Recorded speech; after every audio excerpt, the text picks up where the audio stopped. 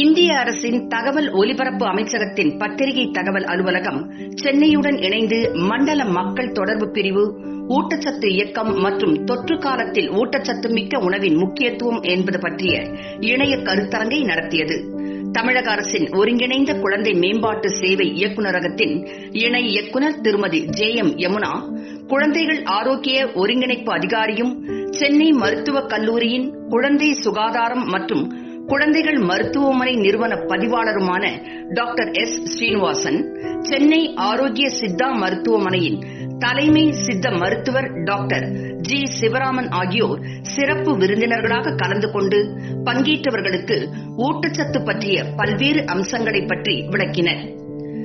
நிகழ்ச்சியில் அறிமுக உரையாற்றிய சென்னை பத்திரிகை தகவல் அலுவலக இயக்குநர் திரு குருபாபு பலராமன், கொரோனா போன்ற பெருந்தொற்று பரவி வரும் சூழலில் நோய் எதிர்ப்பு சக்தியை அதிகரிக்க ஊட்டச்சத்து மிக்க உணவு மிகவும் அவசியம் என்று கூறினார்.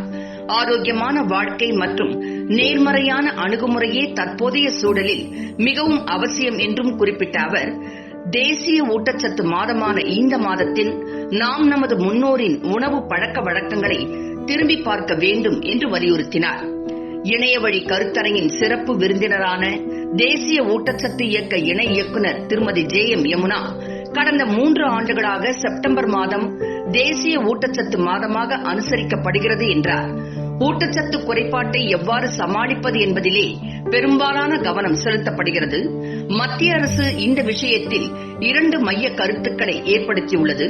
ஒன்று, ஊட்டச்சத்து குறைபாடு அதிகமாக உள்ள குழந்தைகளை கண்டறிந்து சம்பந்தப்பட்ட துறைகளுக்கு பரிந்துரைப்பது அல்லது அவர்களது வீடுகளில் எவ்வாறு ஊட்டச்சத்தை அதிகரிப்பது என்பதாகும். மற்றொன்று, வீட்டுத் தோட்டங்கள் மற்றும் ஊட்டச்சத்து தோட்டங்களை மேம்படுத்துவதாகும். ஊட்டச்சத்து குறைபாடு வகைகள் குறித்து விளக்கிய திருமதி யமுனா, ஒருங்கிணைந்த குழந்தை மேம்பாட்டு சேவை 1970களில் தொடங்கப்பட்ட போதிலும் 2018ஆம் ஆண்டு அறிமுகப்படுத்தப்பட்ட போஷன் அபியான் விரிவான அளவில் இலக்கு நடவடிக்கைகளை கண்டுள்ளது என்றும், குழந்தைகளுக்கும் பெண்களுக்கும் முறையாக ஊட்டச்சத்து வழங்குவதை உறுதி செய்துள்ளது என்றும் அவர் கூறினார். போஷன் அபியான் இயக்கத்தின் கீழ் பொது சுகாதார தகவல்கள், பள்ளிகளுக்கு செல்ல குழந்தைகளை தயார்படுத்துதல் மற்றும் பல்வேறு நடவடிக்கைகள் பல்வேறு துறைகளுடன் சேர்ந்து எடுக்கப்பட்டு வருவதாக அவர் கூறினார்.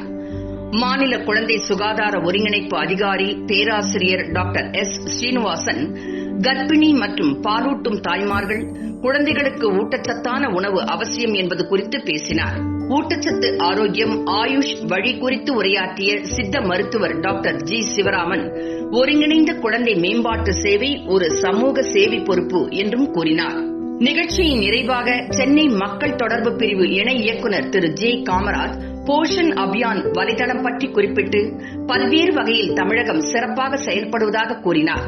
பாரம்பரிய மற்றும் மருத்துவ மதிப்புமிக்க உயர் ஊட்டச்சத்து கொண்ட சமையல் குறிப்புகளை எழுத்து வடிவிலோ அல்லது புகைப்படங்கள் அல்லது வீடியோக்கள் மூலமோ myco.in வலைதளத்தில் பகிர்ந்து கொள்வது பற்றிய புதுமையான யோசனைகளை மத்திய மகளிர் மற்றும் குழந்தைகள் நல அமைச்சகம் வரவேற்றுள்ளதை அவர் சுட்டிக்காட்டினார். இந்த கருத்தரங்கிற்கு மக்கள் மத்தியில் பெரும் வரவேற்பு காணப்பட்டது. இந்நிகழ்ச்சியில் பங்கேற்றவர்களுக்கு மின் சான்றிதழ்கள் வழங்கப்பட்டன.